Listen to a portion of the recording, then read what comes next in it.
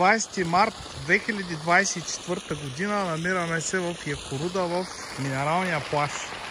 Това е общински обект, който се стопанисва от общината. Има два вида басейни. Голям и детски басейн, ето го там, с огромна площ за почивка. Работи от 15 юни. Ползва вода от сондаж 10. Находище на минерална вода Якоруда. Ние сме разпределили целия дебит в момента и мериме дебита. Виждате едно разкошно място за почивка. Тук има душове. Зад комплекса е разкошната баня.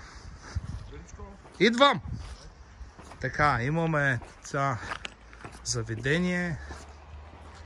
Моля, пазете касовата бележка. Съблекалня, мъже, жени. Сладоледи продават. Информационни табели. Охрана.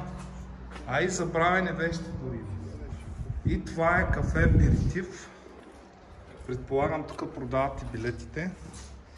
И бати Павел отвънка, който седи и чака да отворят басейна.